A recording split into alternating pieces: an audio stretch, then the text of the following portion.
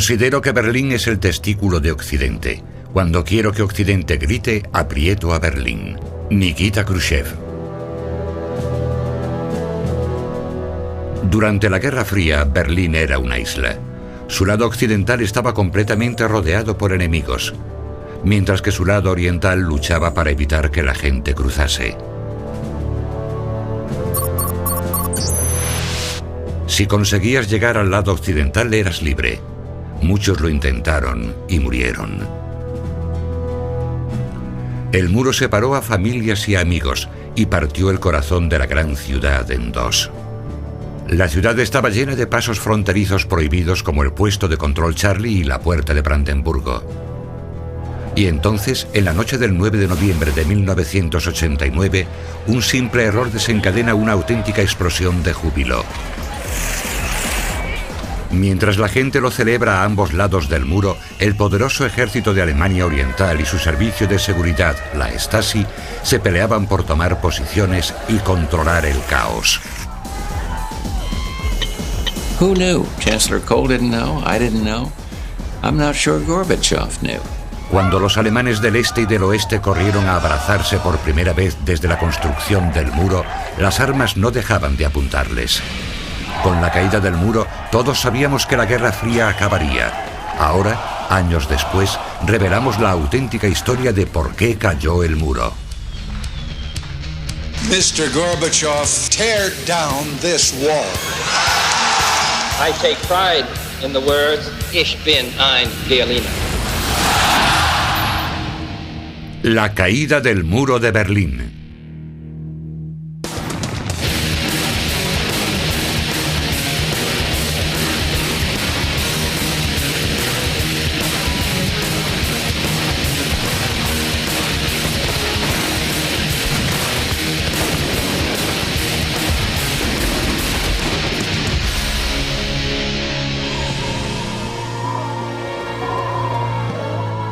Al término de la Segunda Guerra Mundial, en 1945, soviéticos, ingleses, franceses y americanos firman un pacto.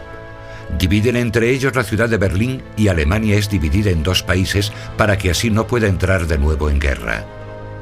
Recientemente, en los archivos de Alemania Oriental, fueron encontradas estas imágenes que revelan la devastación absoluta de Berlín. Los cuatro poderes deben idear la forma de resucitar esta ciudad, que fue una de las más hermosas de Europa. Pero son incapaces de ponerse de acuerdo en cómo arreglar el problema. Pronto los sectores franceses, británicos y americanos se concentran en Berlín Occidental, una ciudad a medias que se convertirá en el oasis del capitalismo en medio del deprimente estado de Alemania del Este. Creo que los soviéticos fueron mucho más duros con los alemanes orientales que nosotros con los occidentales. Yo creo que fueron demasiado lejos con la desnazificación y ese tipo de cosas. Porque bueno, querían dejar a Alemania en una especie de situación casi bucólica. Mientras que nosotros nos dimos cuenta de que si no dejábamos que renaciese, los contribuyentes americanos serían los que tendrían que pagar por Alemania Oriental. Capitalista o comunista, cualquiera que pueda hacer renacer a la ciudad de sus cenizas, demostrará el poder de sus ideas. Este polvoriento campo de batalla es el precio y la prueba definitiva de la victoria de la Guerra Fría. Las estrategias de ambos bandos son radicalmente distintas. Los soviéticos quieren indemnizaciones de guerra. Los tres aliados occidentales no. Los soviéticos entraron encubiertamente y dejaron a Alemania Oriental sin herramientas ni maquinaria. Los Estados Unidos incluyen a Alemania Occidental en el Plan Marshall para ayudar a la reconstrucción. Los soviéticos intentan convertir a Alemania Oriental en una plataforma para sus ideas sobre economía planificada y centralizada. Los Estados Unidos fomentan el capitalismo y el libre mercado. Según la KGB, Stalin llegaba tarde a sus reuniones con Churchill y Eisenhower. Las salas tenían micrófonos ocultos para que después Stalin pudiese escuchar los planes de los occidentales. La presión sobre los soviéticos aumenta cuando Estados Unidos promueve la doctrina Truman, declarando que los americanos deben apoyar a los pueblos libres que están resistiendo intentos de agresión de minorías armadas o presión exterior.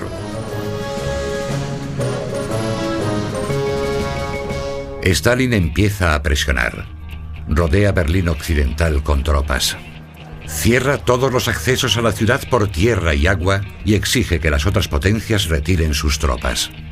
Nada entra o sale de Berlín Occidental. Los soviéticos están decididos a matar de hambre a Occidente bloqueando la ciudad. Los aliados responden con la mayor iniciativa humanitaria jamás realizada por el hombre, el puente aéreo de Berlín. Cuando los soviéticos bloquearon las entradas a Berlín para que la comida no pudiese llegar a la población, los aliados recurrieron a un puente aéreo. Cada 3 minutos aterrizaba en la ciudad un avión cargado de comida. Más de 275.000 vuelos de los aliados abren un acceso a Berlín, trayendo suministros las 24 horas del día. La vida en Berlín Occidental sigue siendo dura, pero ahora es posible sobrevivir. Según la CIA, narcóticos ilegales están entrando en Berlín Occidental por el puente aéreo. El destino son los soldados norteamericanos. El bloqueo de Berlín se convierte en un fracaso de las relaciones públicas soviéticas y en 1949 se ven obligados a levantarlo. Los soviéticos y los alemanes orientales permiten el tránsito regular de productos a Berlín Occidental. Las fronteras entre los soviéticos y los sectores libres de la ciudad son meros puestos de control. En muchos lugares hay simplemente rayas blancas dibujadas en las calles. De hecho, muchos alemanes orientales trabajan en la parte occidental porque los trabajos y el salario son mejores. Stalin se empieza a tambalear. La jugada maestra de Berlín inspira la formación de la OTAN, una alianza de las naciones del Atlántico Norte constituida para luchar contra amenazas soviéticas como el bloqueo de Berlín. Soviéticos y americanos están enfrentados.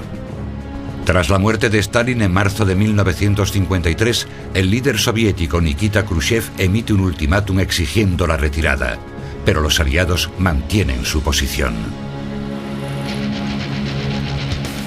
Junio de 1953. Salen a la luz unas imágenes comunistas que muestran a los habitantes de Berlín Oriental causando disturbios y manifestándose en contra del duro gobierno de Alemania Oriental. Eran las revueltas de Berlín Oriental de 1953. Muchas personas salieron a la calle y se pusieron a destrozar los tanques soviéticos, aunque sin mucho éxito. Pero esto al menos les sirvió para demostrar su descontento con el sistema de Alemania Oriental, porque aunque había habido un leve crecimiento económico, no había iniciativa. Ninguna persona podía realmente tomar una iniciativa independiente. Simplemente tenían que responder ante el Estado. Miles de alemanes orientales causan disturbios, primero en Berlín y luego en el campo. Sueltan a prisioneros políticos e invaden el gobierno de Alemania Oriental. Pero pronto aparece el auténtico poder detrás de Ulbricht y la RDA. Los soviéticos se llevan rápidamente a su títere político en un tanque y se encargan de los manifestantes en las calles. Más de 1000 alemanes orientales murieron ese mes en 1953. Muchísimos alemanes orientales estaban yéndose, se iban a Alemania Occidental, y esto estaba amenazando la estabilidad del Estado comunista de Alemania Oriental. Así que estábamos recibiendo informes sobre lo que el presidente Kennedy tenía pensado hacer, sobre lo que el canciller Adenauer estaba diciendo y sobre lo que Willy Brandt, el alcalde de Berlín Occidental, iba a hacer al respecto. Teníamos la sensación de que algo inminente y drástico estaba a punto de suceder, pero no sabíamos de qué se trataba. Según la KGB, los comunistas sabían que en las revueltas de Berlín había agentes infiltrados de la CIA haciéndose pasar por trabajadores. Berlín Occidental es la llaga purulenta de los soviéticos, pero el dirigente del Partido Comunista, Walter Ulbricht, ha ideado un plan para solucionarlo. En agosto de 1961, Khrushchev aprueba los planes secretos de construcción. Varios kilómetros de alambre de espino cercan Berlín Oriental y miles de guardias fronterizos son forzados a prestar servicio. Los soviéticos colocan a soldados fuertes y disciplinados para asegurarse de que la sorpresa salga según sus planes. El muro está a punto de nacer.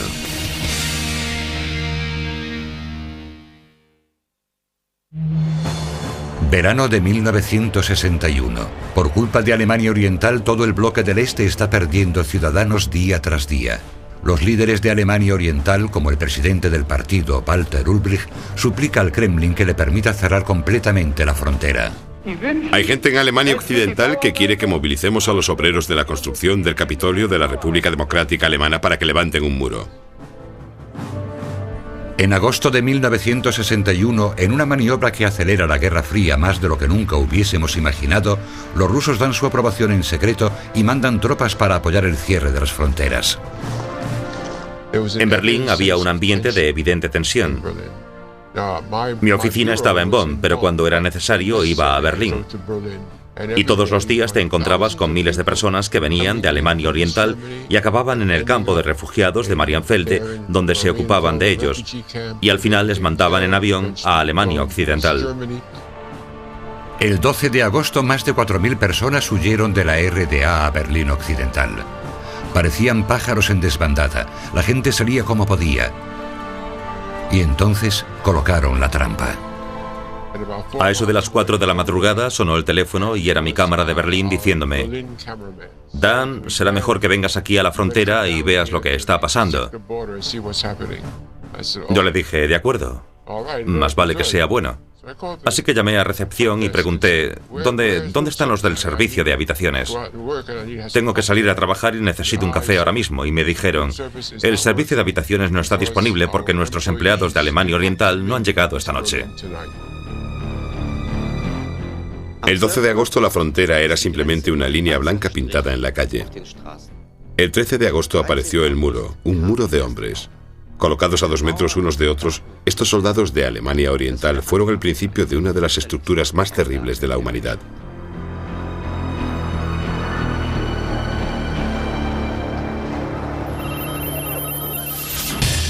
Según informes del Ejército Rojo, Alemania Oriental se habría echado atrás si Alemania Occidental hubiese derribado inmediatamente la alambrada de espino que rodeaba Berlín. Vimos a hombres sacando grandes rollos de alambre de espino de los camiones y colocando la alambrada bajo la vigilancia de varios policías, cerrando así las salidas y los accesos entre el este y el oeste de Berlín.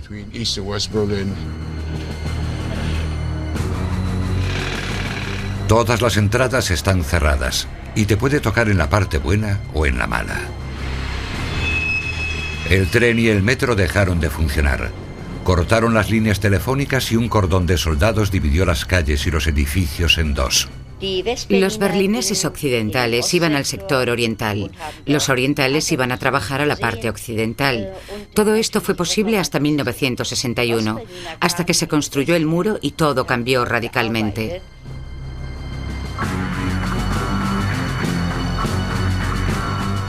Para mayor seguridad, rodearon la ciudad de tropas soviéticas apoyadas por 10.000 soldados de Alemania Oriental.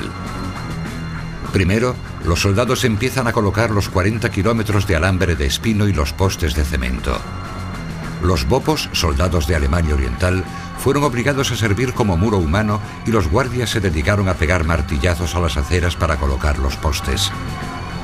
El alambre de concertina empieza a rodear la ciudad formando una barrera que pronto abarcará más de 160 kilómetros. El muro parece un improvisado campo de prisioneros, excepto que los prisioneros están al aire libre mirando hacia un próspero y rico Berlín occidental. Indignados, los occidentales se enfrentaron a la resolución de los comunistas. Se enfrentaron con bayonetas a los bopos armados. La RDA respondió con furgonetas antidisturbios, emplazamientos de artillería y barricadas antitanques.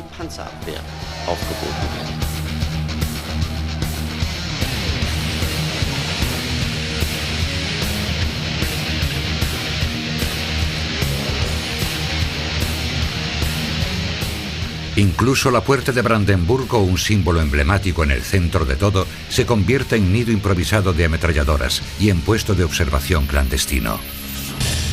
Imágenes de la Stasi sugieren que prostitutas de Berlín Oriental acudían por la noche a puestos de control y desde allí atraían a clientes de Alemania Occidental.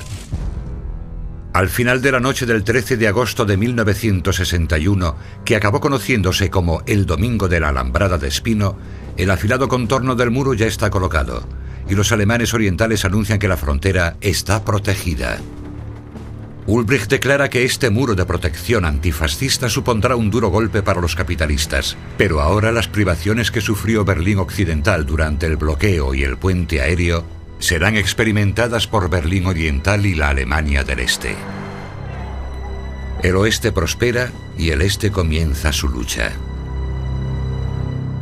Lo que Churchill dijo sobre la cortina de hierro no era totalmente cierto cuando lo dijo en 1946, pero en 1961, con la construcción del muro, no se trataba simplemente de una cortina de hierro, era una cortina de cemento que realmente dividía el este del oeste.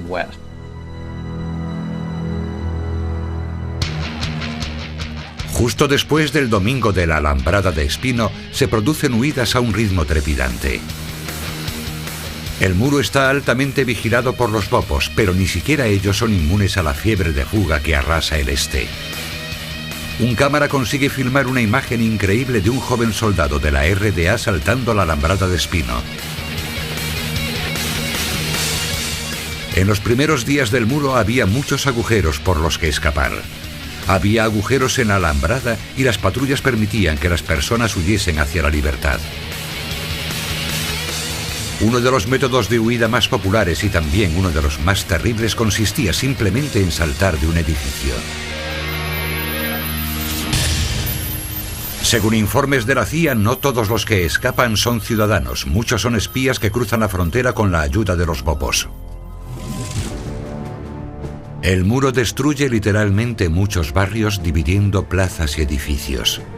La RDA resuelve el problema trasladando a cientos de personas de los edificios de las fronteras a otros, lo que deja los edificios libres para que los fugitivos que se metan dentro luego salgan por la parte occidental.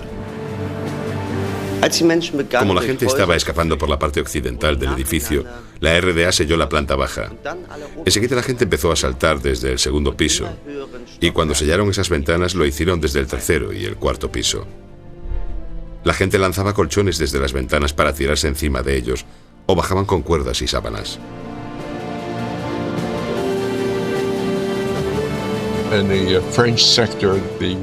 En el sector francés, el muro era el de una casa y de casualidad yo estaba por allí cerca cuando un niño consiguió entrar en una habitación de la misma. Se tiró y se mató. Saltó desde un tercer piso y se mató.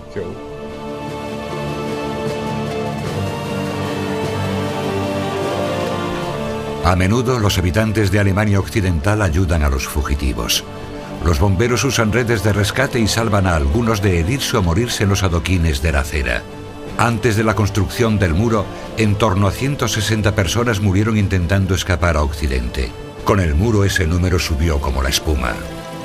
El primero en morir es Rudolf Urban, que intenta cruzar al otro lado desde uno de los edificios fronterizos. Urban se cae y muere en Bernauer Straße. Algunas veces por la noche oíamos disparos y entonces ibas hasta allí y veías lo que había pasado. Alguien había intentado escapar y le habían matado a tiros. Realmente era una situación trágica.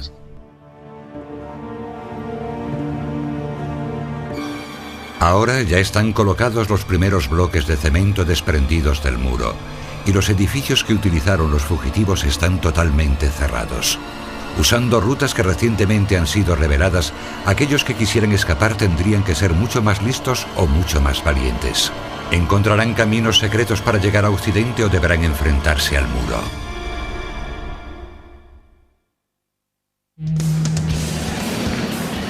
Tras los disturbios de 1953, los comunistas trabajaron duro para establecer un perfecto estado policial, y entonces en agosto del 61 ponen un muro a su alrededor. Al principio consistía solo en una alambrada de espino y algunos guardias, pero pronto parece que el muro vaya a quedarse allí para siempre. Yo creo que se tardó un poco en asimilar la realidad. Me refiero a que la gente no se dio cuenta de que iba a ser de 4 metros de alto y 60 centímetros de ancho. Iba a ser imposible salir de allí. Quiero decir que era absolutamente permanente. Creo que a mediados de agosto la gente no tenía la sensación de que se trataba de una barrera permanente. Pero claro, en septiembre la gente tuvo que asimilarlo a marchas forzadas. Hubo un periodo en octubre en el que nuestros tanques estaban protegiendo a nuestros oficiales en la ciudad y sus tanques estaban protegiendo a sus oficiales. Octubre de 1961. El problema de la libertad de tránsito de los oficiales americanos casi inicia una tercera guerra mundial. Los guardias de Alemania Oriental insisten en examinar los pasaportes americanos y los americanos insisten en viajar sin ser molestados. El ejército americano aparece con jeeps y tanques para apoyar a sus oficiales.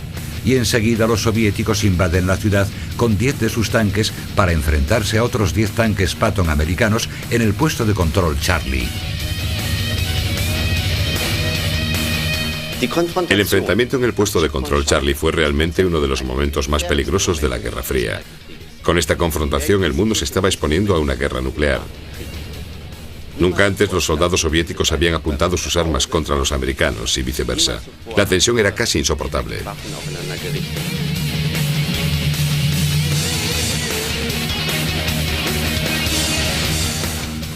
Yo estaba en el puesto de control Charlie y miraba a los tanques soviéticos y americanos que estaban a apenas 100 metros unos de otros, casi tocándose. Al ver eso pensé, esta es la imagen que marcará el inicio de la Tercera Guerra Mundial. Pero a decir verdad, ninguna de las partes tiene intención de llevar el conflicto más allá. En unas negociaciones secretas, los diplomáticos acuerdan una solución para ambas partes. El enfrentamiento acaba cuando los americanos acceden a no viajar al este y los soviéticos prometen retirar sus tanques de la ciudad. La OTAN, consternada ante la postura de Estados Unidos, que expone a los aliados a la posibilidad de rendirse ante el arsenal soviético superior. El 17 de agosto de 1962, tras correr detrás de un amigo por una zona donde los guardias apenas podían verles, el joven obrero de Alemania Oriental, Peter Fechter, fue descubierto en la base del muro. Empezó a escalar y los guardias abrieron fuego.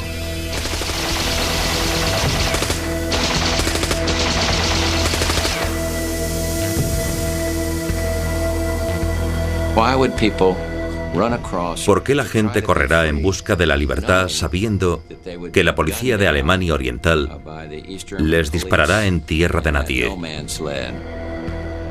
Cientos de espectadores en ambos lados del muro observan el drama mientras el joven se muere en la calle.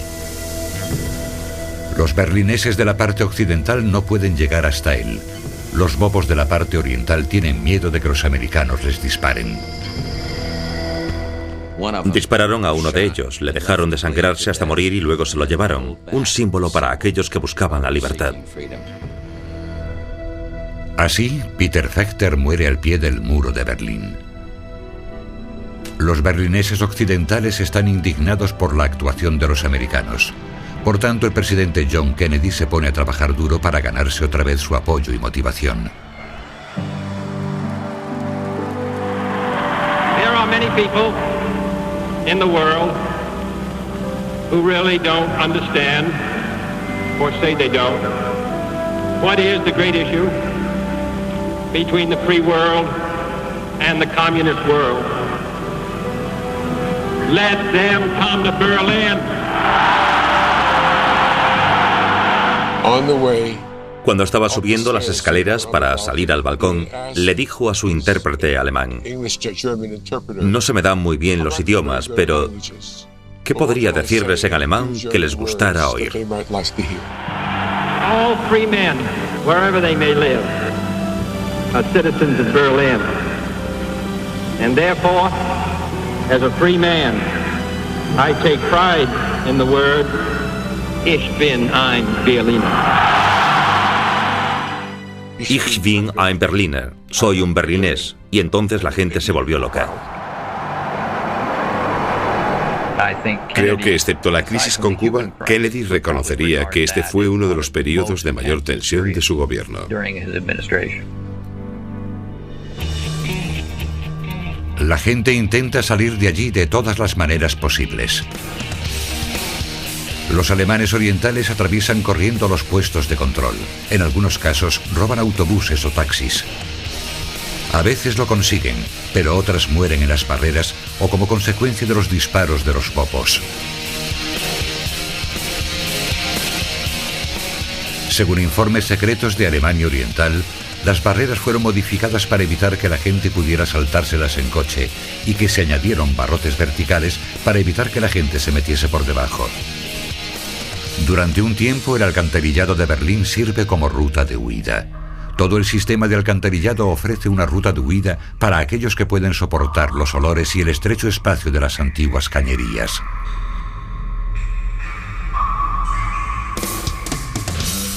Es una ruta peligrosa que pronto se convierte en imposible. Los alemanes orientales cerraron sistemáticamente todos los accesos a pasadizos subterráneos. El agua es una buena ruta de huida, pero también una de las más difíciles. Los barcos patrulla vigilan el río Spree. Sin embargo, una joven de 18 años, Brigitte Temple, consigue escapar por el río. Te empuja, el agua te empuja hacia arriba, así que tenía que intentar mantenerme abajo. Y de repente sentí que había cosas volando a mi alrededor, por tanto me habían detectado en el agua.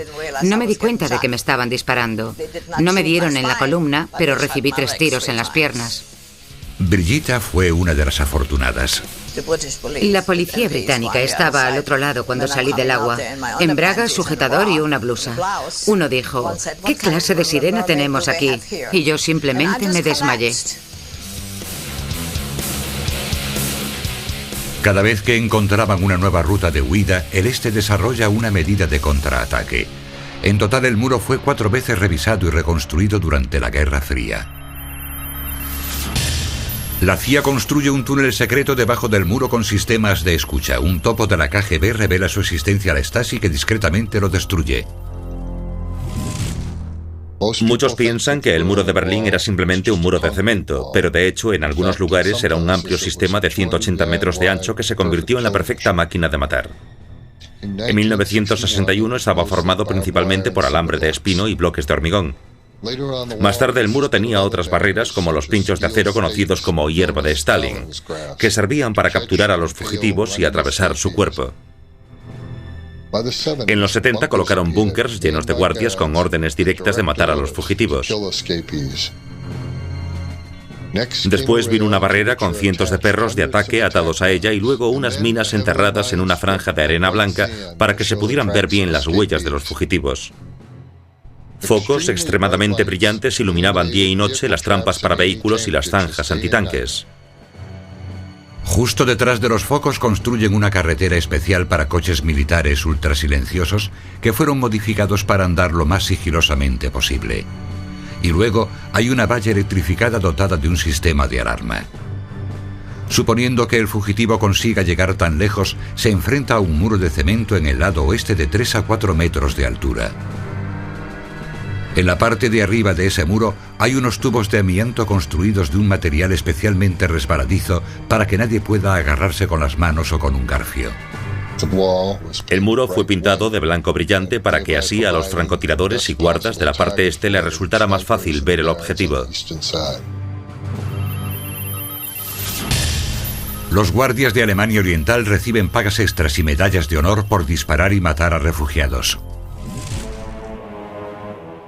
En la primavera de 1989, después de más de 30 años matando fugitivos, el gobierno de Alemania del Este ordena a los guardias el alto el fuego. Recientemente han salido a la luz unos documentos de la Stasi que muestran cómo las pistolas automáticas fueron rápidamente desmontadas. El terror empieza a desaparecer de la zona de muerte. El muro sigue en pie, pero se tambalea ante los vientos que anuncian nuevos cambios. Las décadas de construcción y diseño diabólico terminarán gracias a un sorprendente error humano.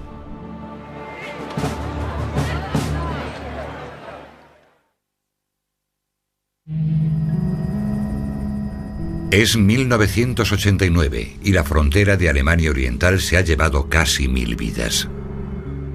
Nadie sabe cuánta gente fue capturada, encerrada y ejecutada intentando escapar del paraíso de los trabajadores comunistas de la República Democrática Alemana. Sin duda, la parte más mortal de la frontera de la RDA es el muro de Berlín, pero en 1989 hay indicios de que el fin de la cortina de hierro está cerca. Cuando echas la vista atrás, supongo que es comprensible que se le diera tanta trascendencia a las declaraciones de Gorbachov en su visita a Berlín Oriental, cuando dijo que la política de la RDA no se decidiría en Moscú, sino en Berlín. Eso era una clara renuncia a la utilización de la fuerza para mantener al Imperio Soviético unido. Aún así, el temido muro de Berlín todavía sigue en pie. Los soviéticos, bajo el mandato de Gorbachov, estaban retirándose cada vez más y se crea un vacío de poder. El gobierno de Alemania Oriental es dirigido por Egon Krenz y hasta ahora nadie en Occidente ha entendido cómo y por qué este gobierno provocó la caída del muro. Era una época en la que todo el mundo sabía que se producirían grandes cambios en Europa del Este, pero nadie sabía cuándo y cómo se desarrollarían los acontecimientos en Alemania Oriental, y esa era la cuestión. Gorbachov teme que se pueda producir un inminente golpe de Estado en Moscú. No se fía de que el Ejército Rojo obedezca sus órdenes. El 9 de noviembre de 1989 tiene lugar una reunión de vital importancia. El Comité Central del Partido Comunista está intentando encontrar la forma de evitar que la gente siga huyendo hacia Occidente. La solución es acabar con las restricciones de tránsito, pero no completamente. A los ciudadanos de Alemania Oriental se les permitirá emigrar sin tener que dar ninguna explicación, pero necesitarán obtener un pasaporte y luego un visado. Esta política se pondrá en marcha inmediatamente. De un día para otro informarían al personal de la frontera del cambio. El líder del Partido Comunista, Günter Schabowski, da una conferencia de prensa esa misma tarde. Así que llegó Günter Schabowski, y creo recordar que era el líder del partido de Berlín Oriental. Y estuvo casi una hora venga a hablar y venga a hablar. Y entonces, finalmente, alguien le hizo la pregunta que todos estábamos pensando. Bueno, ¿pero qué me dice del muro? Aunque nadie en la sala lo sabía, ni siquiera el propio Schabowski, la Guerra Fría estaba a punto de llegar a su fin. El mayor secreto de todos es que el muro caería por un simple error. Un mero lapsus lingue produciría la caída del símbolo mortal de la guerra más larga del siglo XX. Al leer unas breves notas en sucio, Schabowski casualmente mencionó que ya no existían restricciones para viajar.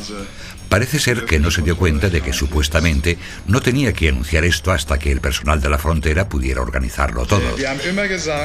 Schabowski dio mal el comunicado, desastrosamente mal. Y mientras estaba apuntándolo, se me puso toda la piel de gallina. Y me di cuenta de que esta iba a ser la historia más increíble de mi vida. Según tengo entendido, hoy se ha tomado una decisión. Hemos decidido establecer una regulación que permita a todo ciudadano de la RDA salir del país por sus pasos fronterizos.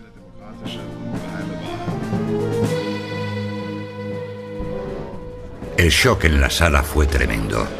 Schabowski acababa de hacer un agujero gigante en el muro. Las repercusiones de esta noticia afectarían al mundo entero. La agencia norteamericana Associated Press fue la primera en divulgar la noticia. Cuando los alemanes orientales oyen esto en las noticias, se dirigen en masa hacia los puestos fronterizos. Los guardias y el personal de la frontera trabajando esa tarde de noviembre están sorprendidos por la cantidad de gente que se ha reunido allí, pero no tienen ni idea de lo que hacer. Schabowski no podía haber elegido un peor momento. En el oeste, enseguida se corre la voz.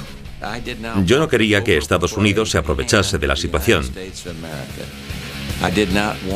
En ese momento tan crítico no quería regocijarme o meter el dedo en la llaga del señor Gorbachov, porque esto era lo peor que podía hacer.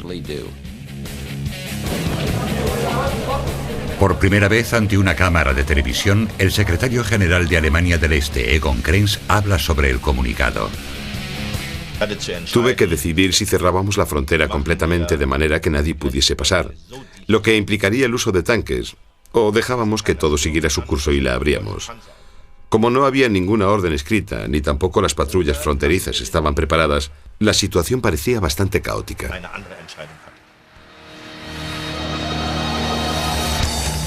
El ejército de Alemania del Este se pone en estado de alerta para el combate. Es medianoche en Moscú y el Kremlin aún no se ha pronunciado.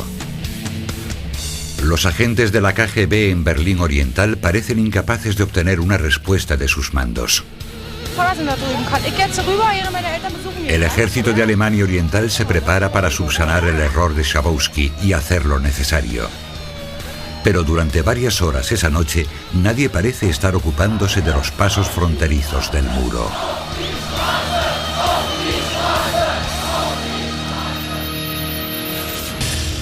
Se rumorea que esa noche estaban asistiendo al estreno de una película gay titulada Coming Out y por eso no cogían las llamadas.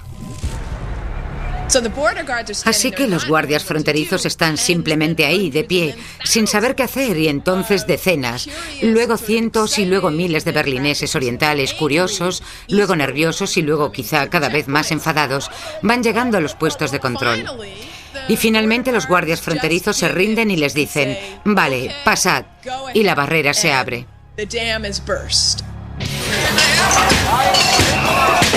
Permitir que los alemanes orientales pasen a la parte occidental es una cosa. Dejar que los de la parte occidental pasen a la oriental es otra completamente distinta. Si la RDA no puede controlar sus propias fronteras, ya no es una nación soberana. Ahora ya no hay vuelta atrás. Helmut Kohl, el canciller de Alemania Occidental, utiliza un viejo dicho alemán para resumir la situación. La pera está pelada es una frase que se dice en Pfalz, mi ciudad natal, y que yo suelo utilizar. Significa que está hecho. El muro está cayéndose. ¿Hasta dónde llegarán la RDA y los soviéticos para controlar la situación? ¿Qué pasará con los oficiales de la Alemania Oriental cuyos errores han provocado esta crisis? Lo cierto es que la conferencia de prensa de la tarde del 9 provocó la situación de seguridad más peligrosa de Alemania Oriental. Estábamos cerca de una guerra civil y nadie se había dado cuenta.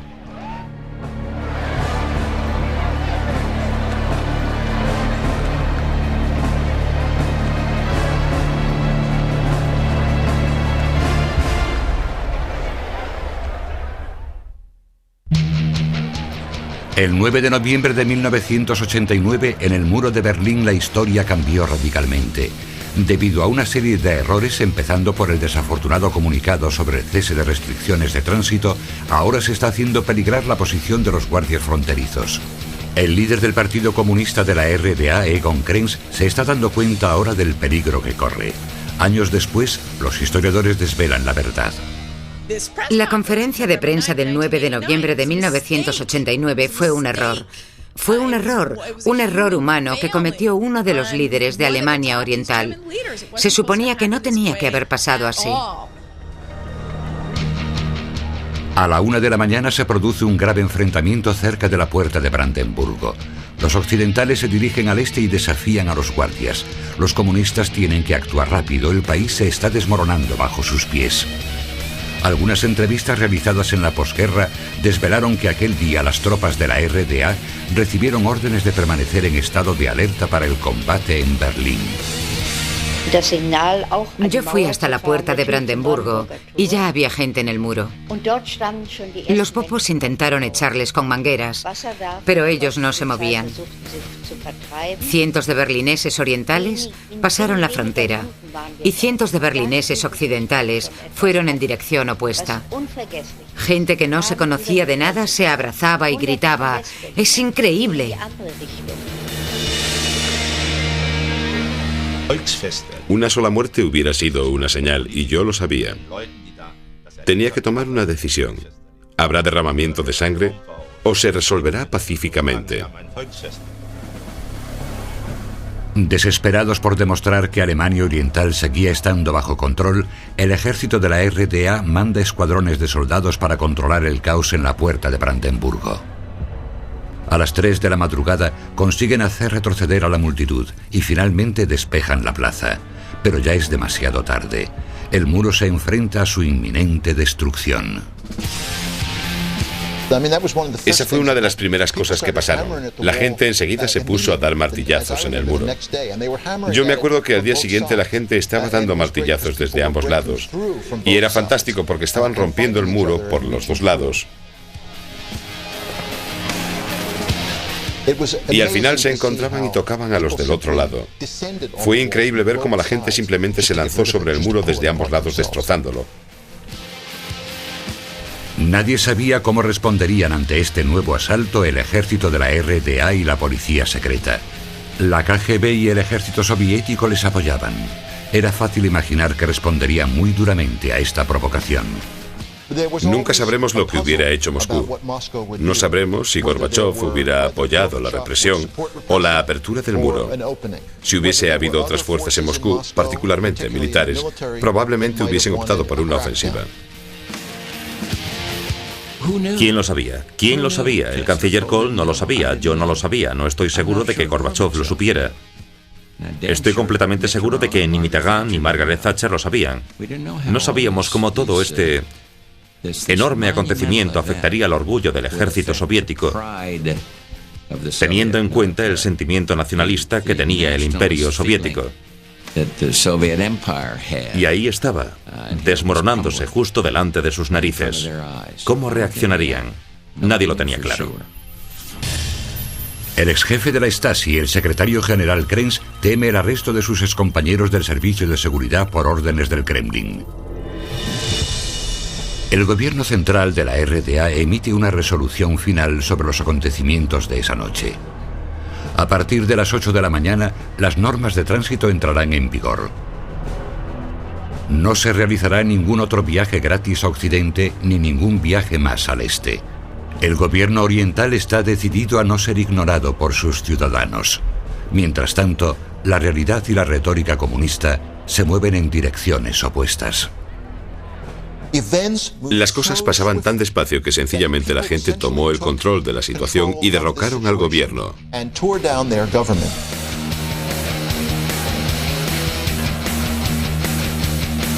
4.000 tanques se concentraron en la RDA. Eran capaces de acabar con toda la resistencia y ganar a cualquier oponente. Me llamó el diplomático soviético y me dijo en un tono muy serio: Moscú está sorprendido de lo ocurrido en el muro de Berlín anoche. Finalmente, los expertos de la KGB y el Kremlin se enteran de los acontecimientos ocurridos la noche anterior. Exigen que los alemanes orientales controlen la situación y ofrecen a la RDA todo su apoyo militar. Después de todo, las fuerzas del Pacto de Varsovia están concentradas en torno a Alemania. Recientemente han salido a la luz documentos que revelan que los alemanes orientales movilizaron 2 unidades de élite de combate urbano en respuesta a los comunicados soviéticos. Al final, el hombre que promovió la Glasnost acabó con la situación. Me enteré de los acontecimientos el 10 de noviembre por el embajador. El embajador me contó lo del comunicado de Shabovsky y que habían abierto las fronteras. Le dije que habían hecho bien. En la televisión pude ver cómo la gente expresaba sus sentimientos.